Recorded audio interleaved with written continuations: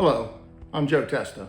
History is the process of different people using the same methods of deception and violence to gain power. Usually, that includes some form of military invasion to take land. This terrible aspect of human behavior was dramatically curtailed after World War II with the creation of the United Nations. The United States was most instrumental in the formation of the United Nations. We helped draft the charter, which was signed in San Francisco, and the UN headquarters is in New York.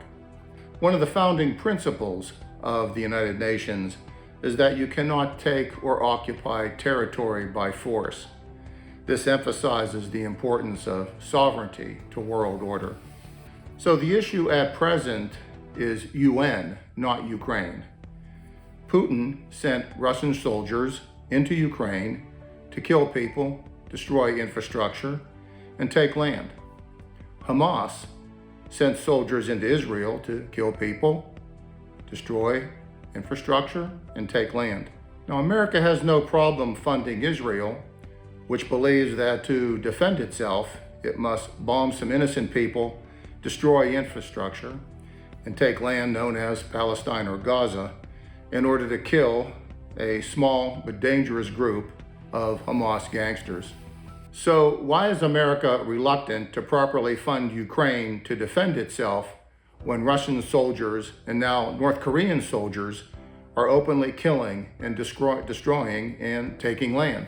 If Putin is allowed to get away with taking Ukrainian territory, we renege on the most important United Nations principles that we agreed to and often helped enforce over the past several decades. So what happens next? Should we allow China to take Taiwan?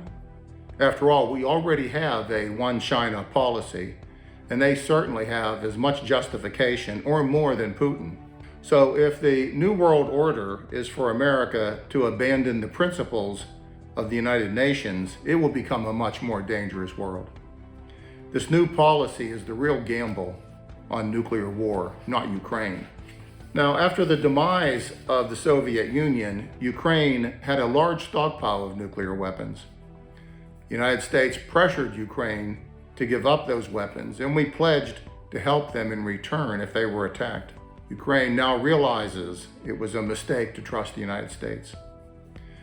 Other nations will come to that realization, and many of them are capable of building their own nuclear weapons to defend themselves. So it comes back to whether the United Nations is to exist in the New World Order.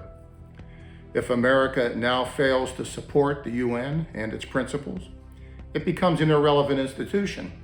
So should we doge the UN, since it is now more inefficient than USAID, weather, education, and other agencies we now claim to be unworthy? I suppose we could take that valuable New York property and turn it into a hotel casino. There has almost always been a nation to project its leadership on the world. Since World War II, that nation has been America, and both America and the world have benefited. If now we think the burden of that role is too much and we isolate, the cost does not really go away, because there will be a cost as another nation fills the void. In the larger dimension of world trade, the investment implications are huge.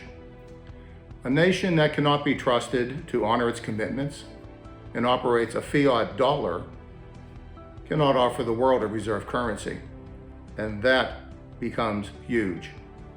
That affects all investments, and that will become the new world disorder. So for more on this and other topics, you can read my book, Investment Dilemma. Investment Dilemma is available on Amazon. You can also visit my blog, www.reasonatrisk.com.